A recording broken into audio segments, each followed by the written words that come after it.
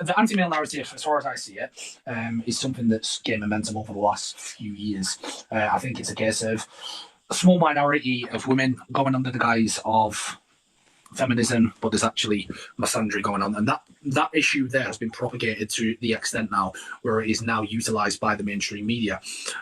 Views such as men who are, and let's not forget, this is a primitive, natural thing. Men are primitively, by the virtue of being a man, instinctively aggressive. They are primitively, through the virtue of being a man, instinctively assertive. They are less sensitive than females regarding particular issues. And the anti-male narrative that I talk about is centered around, if you are of those primitive virtues, you are then deemed to be a toxic male. And the reason I say Andrew is necessary because he's tackled that is because he has put a break on that movement. So I would disagree with you that men are instinctually wired to be more aggressive and assertive than women, because then we would see that characteristic in all men, and we don't. All men are primitively, by the virtue of being a man, instinctively more aggressive than females. It's just channeled in different ways. That's all it is. But I mean, you literally, it is literally science. It's not. Could you tell me what makes men more instinctually? Because instincts just happen. They're not learned behaviors. So if we're going to talk about like biology, I can agree with you that testosterone can be effective in terms of like self-defense or self-preservation. But if we look at sexual assaults or domestic violence, those are learned behaviors. Those aren't instinctual. Sorry, what was that? Sorry, I was distracted by the gift that someone sent you. I would say that aggressiveness in men is a learned behavior. It is not an instinctual one because, again, we would see that in all men. Most behaviors, even the quote-unquote like motherly instincts, are not actually instincts. Those are socially learned behaviors. So you don't think that aggression in men is natural? Not if we're talking about in terms of gender, no. I think they've been socially conditioned to be more aggressive because men have typically exerted power and dominance over other men and women using violence. I mean, that's completely incorrect, but I respect where you're coming from. How is that wrong? I mean, how is it not? Have you just listened to what you've just said there? Yeah, I know what I said. That's not a critique of my argument. By all means.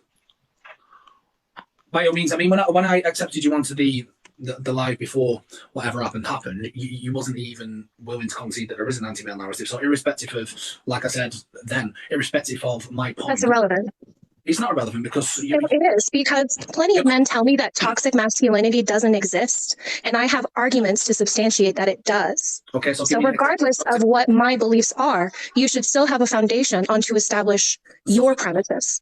So you saying, when I just said that men have used violence. Substantiate what toxic masculinity is. So by all means, go ahead and do that. Talk to me. Give me examples of this toxic masculinity.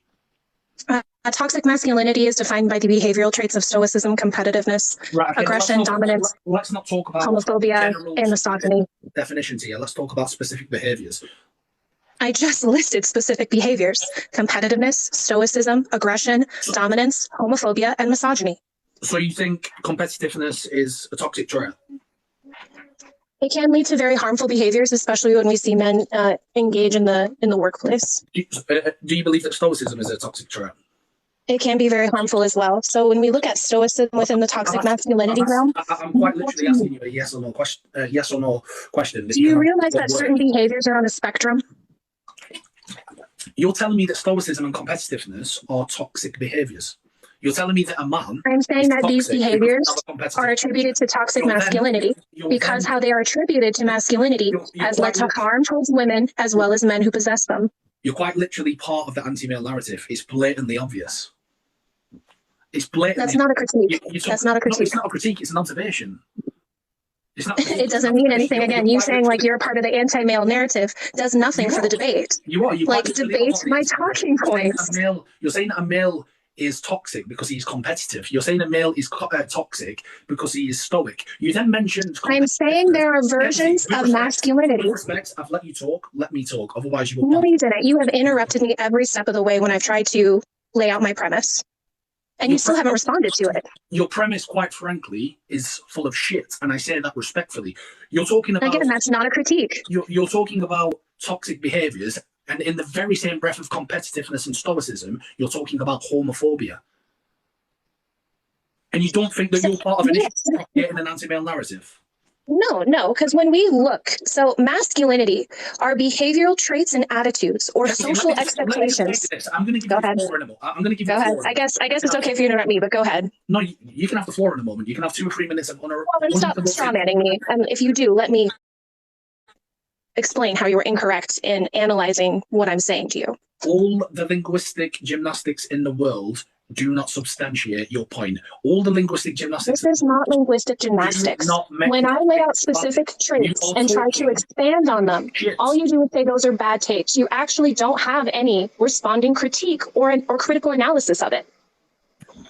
I mean, how can I critique a woman who's telling me that stoicism and competitiveness is toxic traits? There is nothing there to critique. You are your own problem. You are part of the anti-male narrative. Nothing I say, nothing I critique, nothing I criticize. You don't give me the chance to explain any kind of context. Okay, so go on. Because you honestly don't really have any basis of education in this topic. Explain to me how competitiveness and stoicism are toxic traits amongst men. I'll give you the floor.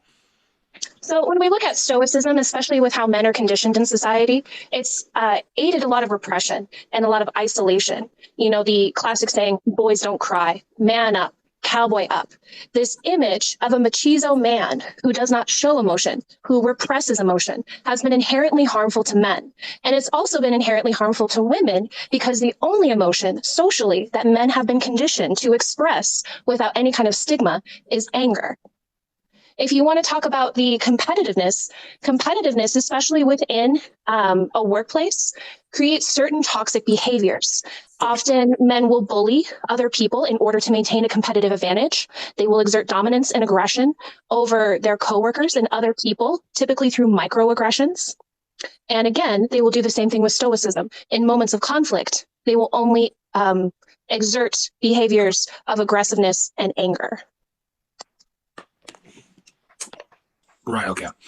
I've listened to you there. I've listened to you make points that have very little in the way of foundation or a valid basis. As I said, that's not a critique.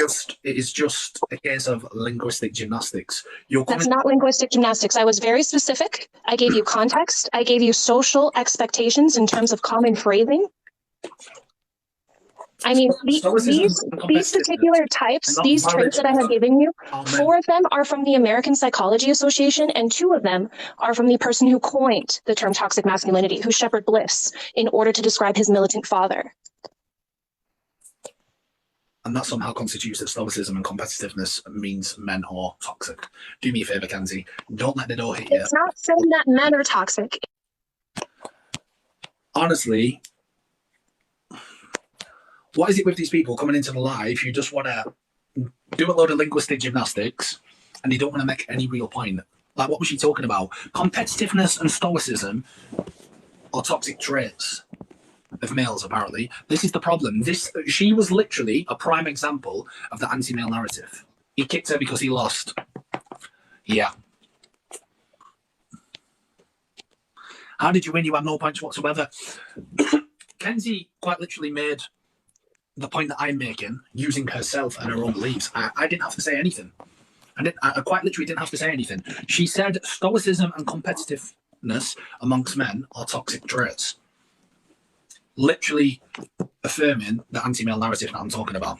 Everyone's talking about she bothered me, this, that, and the other. I mean, you have to have a look at my point. You have to have a look at what that actually says from a literature point of view. Seeing as you guys are so obsessed with linguistics, Andrew Tate was absolutely necessary in order to tackle the male narrative. Okay? Let's put emphasis on the anti-male narrative and let's talk about what that is. We're talking about a narrative that's being peddled against men for having particular behaviours. Behaviours that aren't harmful to anyone. They're just part of who they are as a man. She'd come into the live and her point was all based around toxic masculinity and behaviours that exhibit that. She went on to talk about stoicism and competitiveness, and in the very same breath talked about, compared those 2 things to homophobia. Now, a man being homophobic is completely different to a man being stoic and competitive. the fact that she couldn't differentiate between the two things, or in this case, the three things, highlights that she's part of this anti-male narrative. I quite literally didn't have to say anything, and people who are watching this who know where I'm coming from know exactly what I mean when I say that. I didn't have to say anything. As soon as she said those two things, stoicism is toxic masculinity and competitiveness is toxic masculinity. As soon as she said that, I didn't have to say anything. She quite literally dug her own grave.